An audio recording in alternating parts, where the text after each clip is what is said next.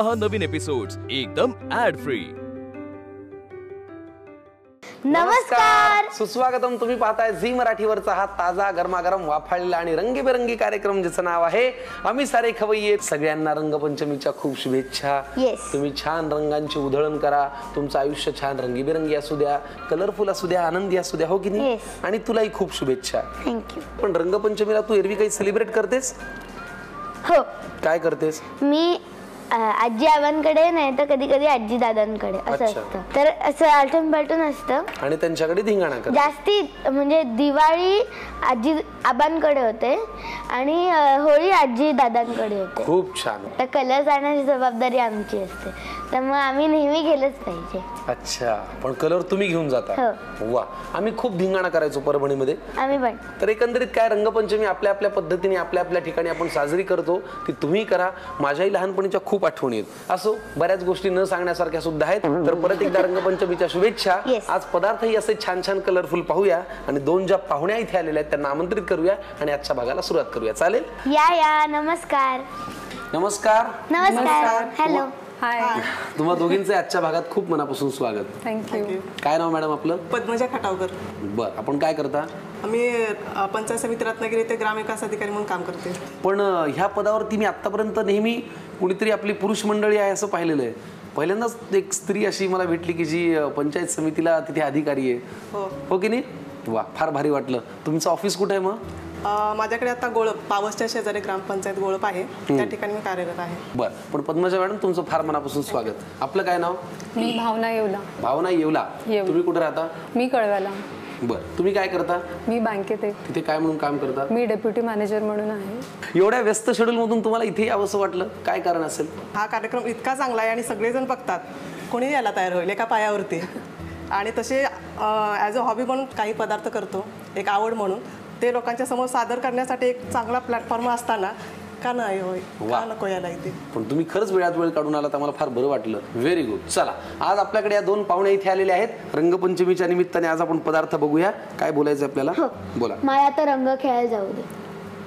हे तू कोण ठरवणार? मी ठरवणार ना? नाही, मी ठरवणार, कारण मला रंग कोणी अजून लावले नाही तुझ्यामुळे। पण तुझ्या बाबांनी तुझी जबाबदारी माझ्यावर दिली तर मी ठरवणार ना?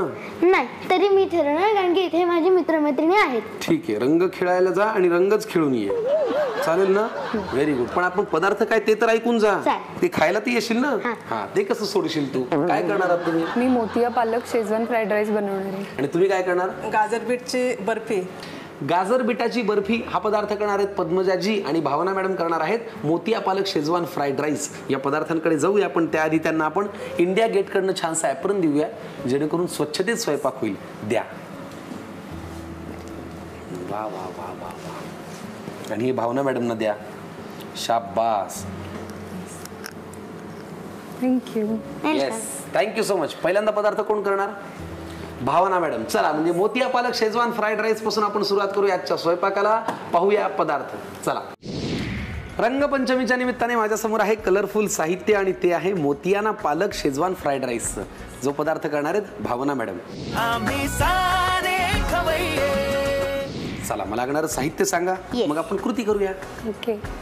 हे आहे पालक राईस, हे आहेत कलरफुल शिमला मिरची, हे आहे कोबी, गाजर, हे आहे पनीर, कांद्याची पात, कांदा, Schezwan chutney, corn, red chilli sauce, soya sauce, आलं लसूण पेस्ट, टोमॅटो सॉस, मीठ आणि ग्रीन चिली सॉस। फॅन्टास्टिक। लागणारं साहित्य एकदम खतरनाक आहे, हो की नाही? हे साहित्य पाहूनही तुला असं वाटतं की तुला जायचं रंग खेळायला? हो। मग आम्ही काही करू शकत नाही।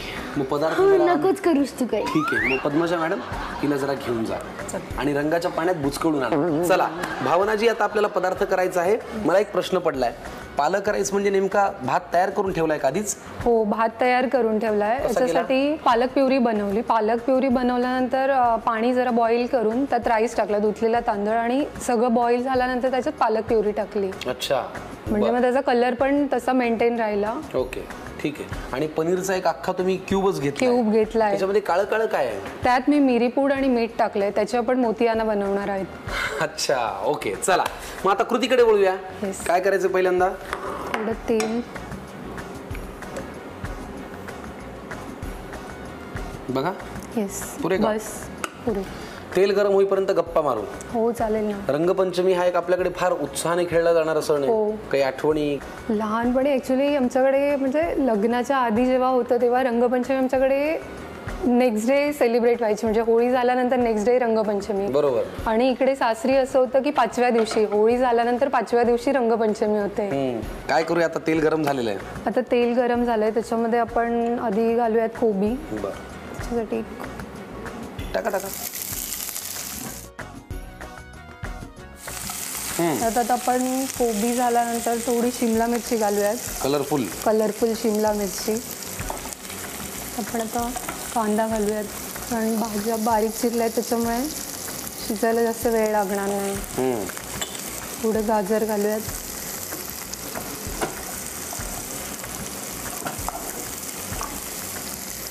आलं लसूण पेस्ट.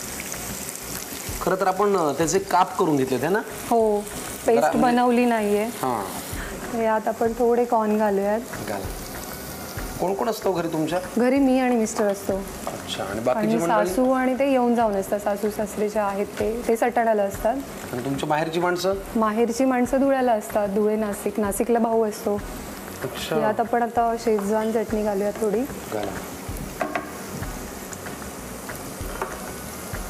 थोडा रेड चिली सॉस आपण कमी जास्त आपल्या याच्याप्रमाणे आवडीनुसार टाकू शकतो. Green chilli sauce. वा. Soya sauce.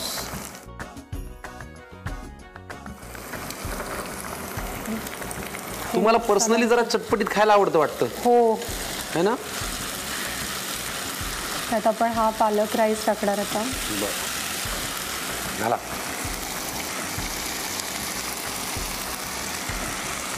घ्या मिक्स करून.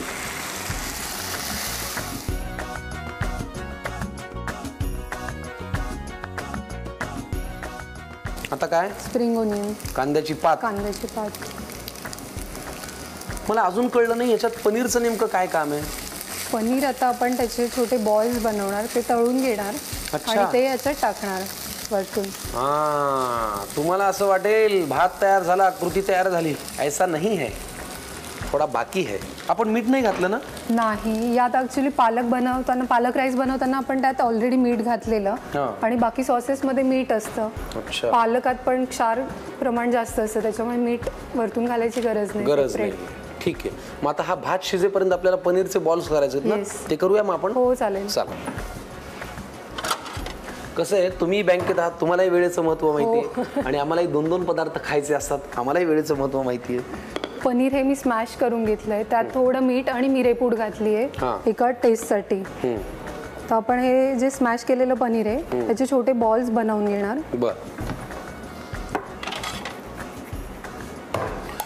तुमच्या एवढ्या बिझी शेड्यूल मध्ये तुम्हाला ही स्वयंपाक करायची हॉबी एवढी?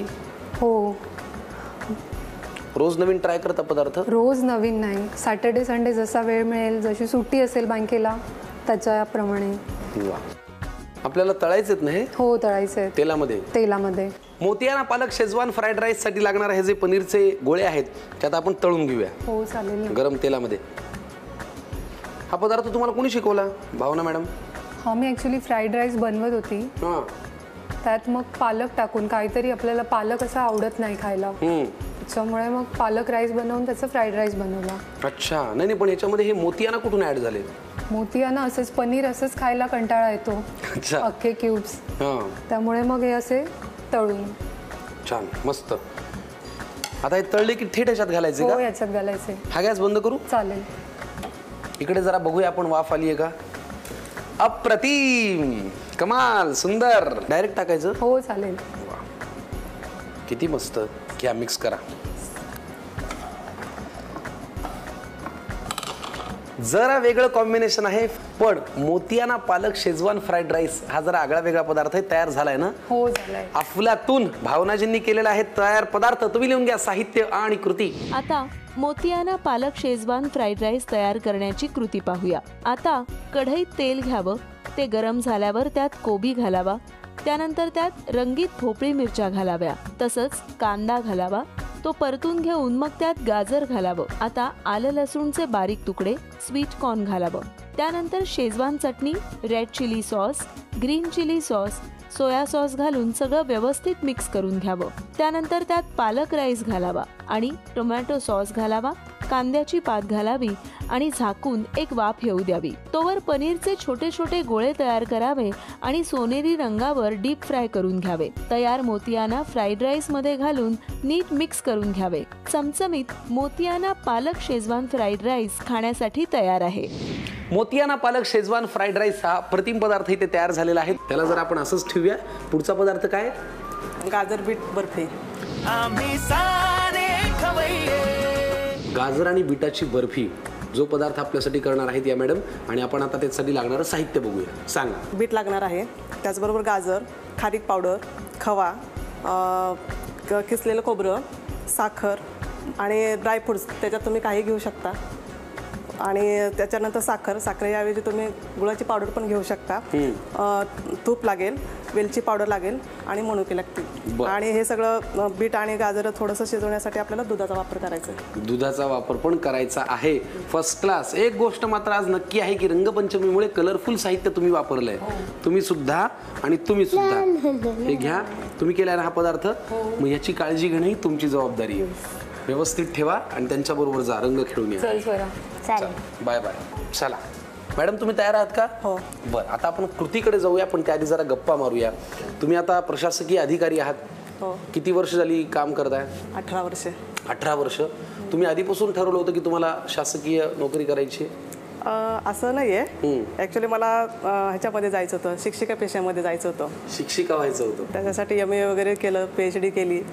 पण नंतर सोशल वर्क करायची थोडीशी हौस आली. बरं. आणि त्याच्यानंतर मग म्हटलं सोशल वर्क करायचं असेल तर आपल्याला पैसे कोणी देणार नाहीत. सेवा करत करत आपल्याला पैसा पण पाहिजे, पोट पण भरलं पाहिजे. मग ह्याच्यातून ग्रामसेवकाचं एक हे झालं आणि त्यातून परीक्षा दिली आणि आले इथे. मग आणि याच्यातून एक समाधान मिळतं की मी लोकांची सेवा करते. वा, तुम्हाला तुमच्या कामासाठी खूप शुभेच्छा. आता याची कृती करूया. काय करायचं पहिल्यांदा? तूप आता अगोदर हे गरम करून घ्यायचं. बरं. त्याच्यानंतर तूप टाकायचं. घ्या मग तूप.